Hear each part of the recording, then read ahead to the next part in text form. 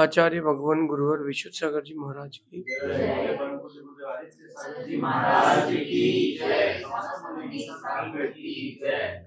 या हम सभी अपने जीवन में सुख और गुणों की अभिवृद्धि के लिए नीति के विषयों का श्रवण कर रहे हैं। नीति हमें सिखाती है कि हमें विवादित व्यक्तियों से और विवादित बातों से बहुत दूर रहना चाहिए, क्योंकि विवादित बातें और विवादित व्यक्ति आपके जीवन का आनंद भंग कर देते हैं। जो एक फ्लो चलता रहता है, लाइफ का फ्लो, वो जो विवादित चीजें आती हैं आपकी लाइफ का फ्लो समाप्त हो जाता है, आनंद जो है वो जीरो हो जाता है, जीरो। तो क्यों ना अपन एक अपने आप का सिस्टम चेंज करें। क्या सिस्टम करें? जब भी कोई विवादित व्यक्ति मिले या जब भी कोई विवादित बात करे, अपन मूड चेंज करें। अपन अपना मूड चेंज कर लें। जैसे अपन रेडियो होता था, उसमें जैसे कुछ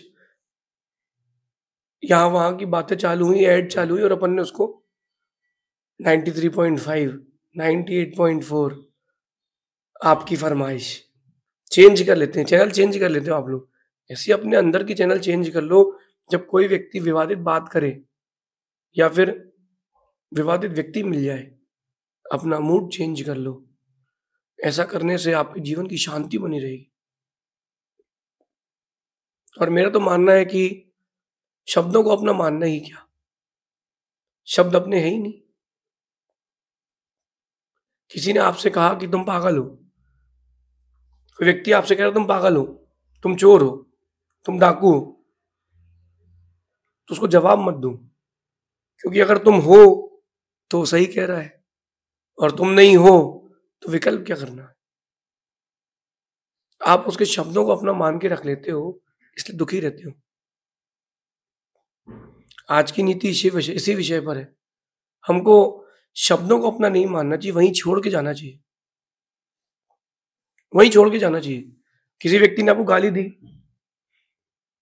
और आपने नहीं ली तो गाली उसकी।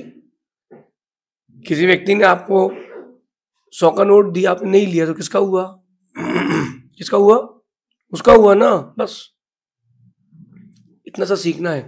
अगर कोई आपको अपशब्द कह रहा है, कोई विवादित बात कह रहा है, आप नहीं सुनोगे तो वो आपका उससे कोई सारोकार नहीं है। सुन लोगे तो आप उसमें लीन हो जाओगे। इसलिए विवादित व्यक्ति और विवादित बात, इन दो चीजों से अपने जीवन में दूरी बना के रखें।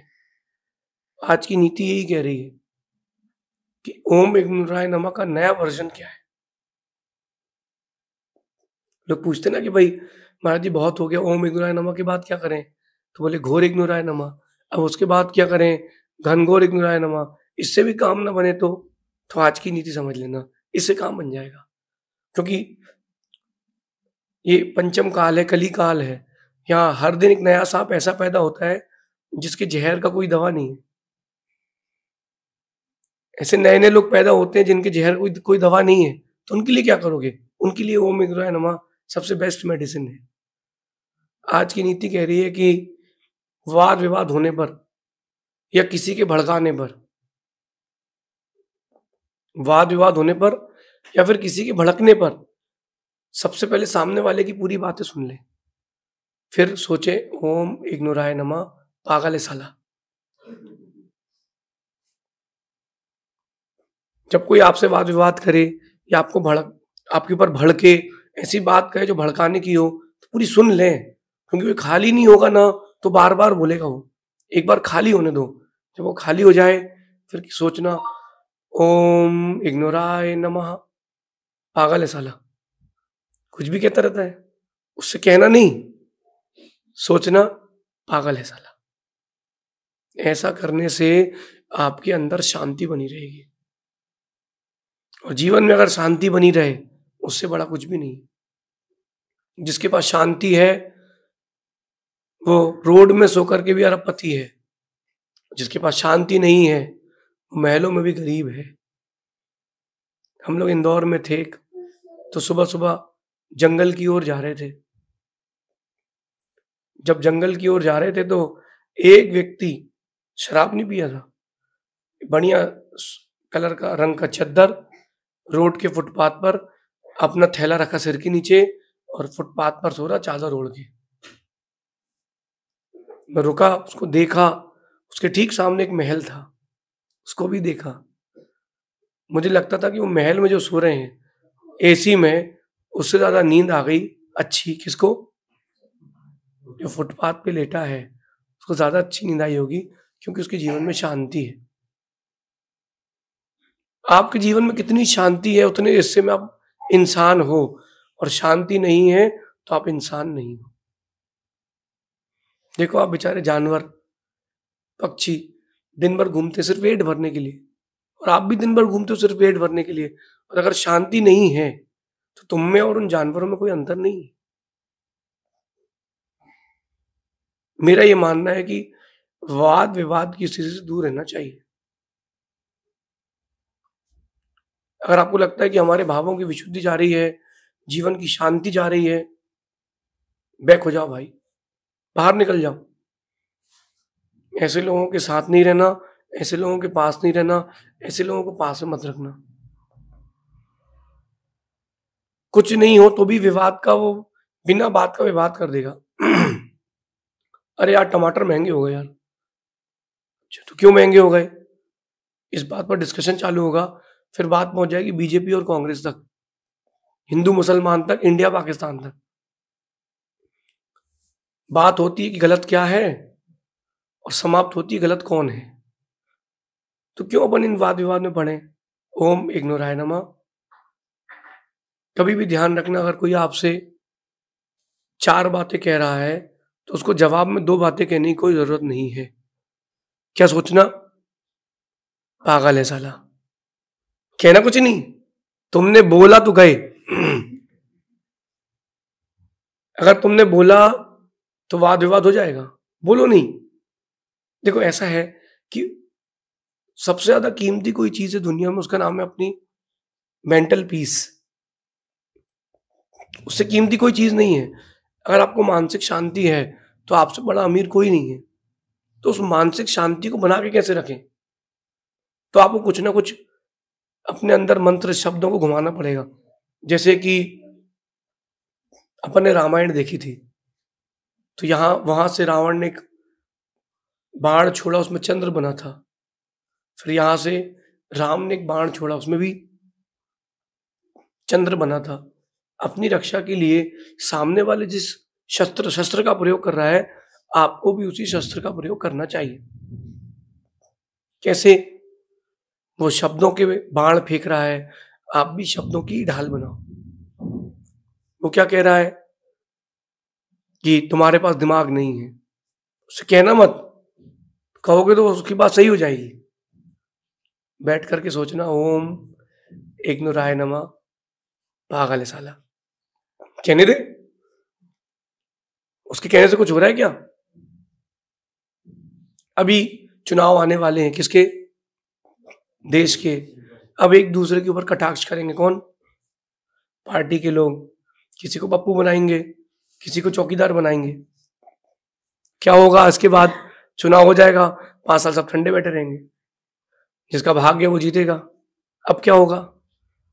मेरा तो ये मानना है, उन दोनों व्यक्तियों की बातों को अंदर ना ले जाकर के अपन को ये सोचना चाहिए पागल है साला। कौन? जो लड़ रहा है ऐसा पागल है साला।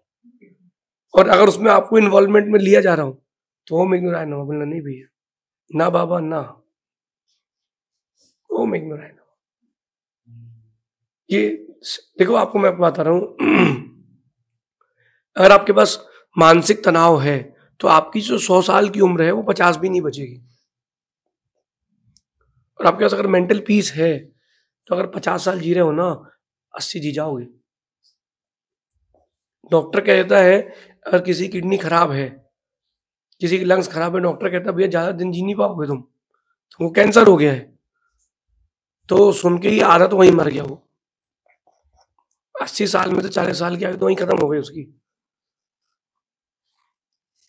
अगर डॉक्टर को छोड़ करके वो अपने आप में विल पावर बनाता है, अरे मैं तो जीऊंगा, डॉक्टर कहने से क्या होता है, पागल है साला।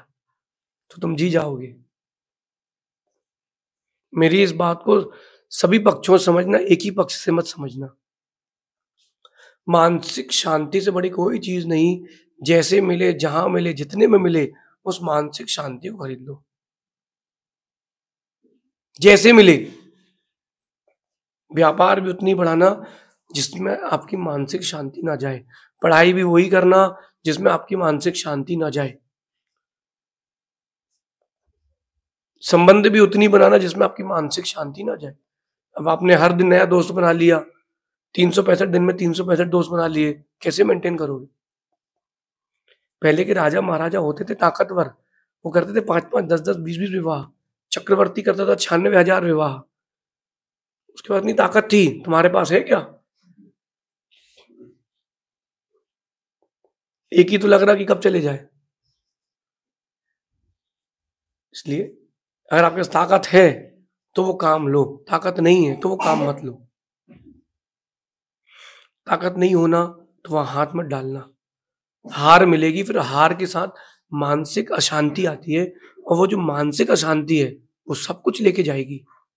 ये मान के चलना, मेरे हिसाब से सब कुछ होने पर भी आपके पास कुछ नहीं बचेगा।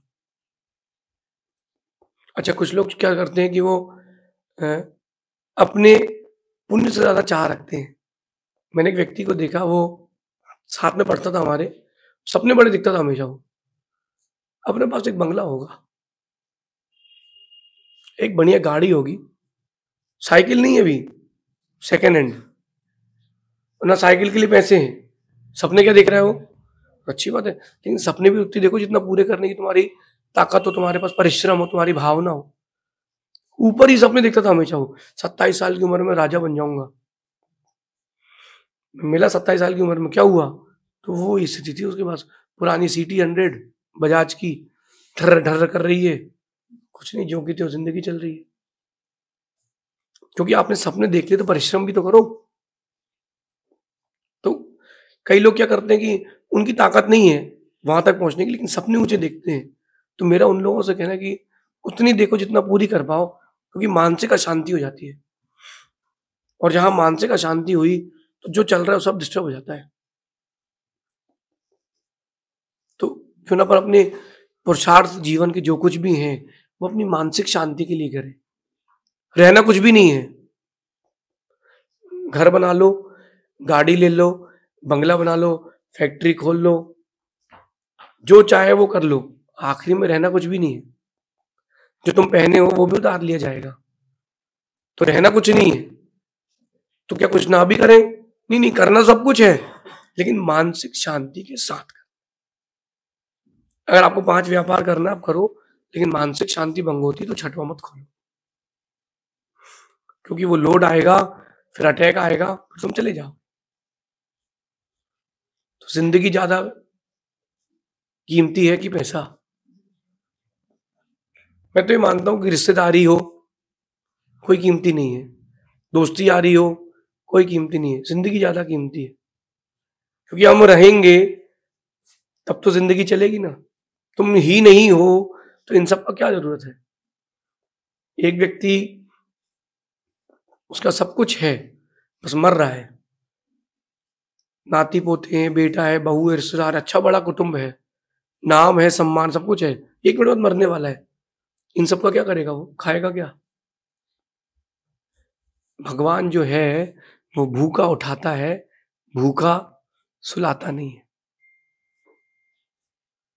रावण ने अपनी मानसिक शांति के विपरीत काम किया, और राम ने मानसिक शांति के लिए काम किया। मतलब राम ने तो यही सोचा कि मुझे सीता चाहिए, रावण से युद्ध की कोई आवश्यकता नहीं है। और रावण ने कहा युद्ध कर लूंगा लेकिन सीता नहीं दूंगा। अड़ियल था, उसको निपट गया। आशा करता हूं मेरी बात आपको समझ में आ रही होगी। जब भी आपको शब्द चुभे, क्योंकि क्या होता है कि सुई चुभाए कोई, तलवार लगाए कोई, चाकू घुसेड़े कोई पेट में आपके, इसमें कम तकलीफ है, क्योंकि ये घाव भर जाएगा। नहीं भी भरा तो मर जाओगे, और क्या होगा। लेकिन जो शब्दों के घाव होते हैं ना, वो रह जाते हैं। वो शब्दों के घाव हैं, वो अंदर अंदर आपको सब खाली कर देते हैं। एक सांप था, बड़ा होशियार था। उसने क्या किया, छोटे से चूहे को निगल लिया डायरेक्ट। जो चूहे का मुंह था, यहाँ पहले मुंह पकड़ा और सांप ने उसको निगल लिया।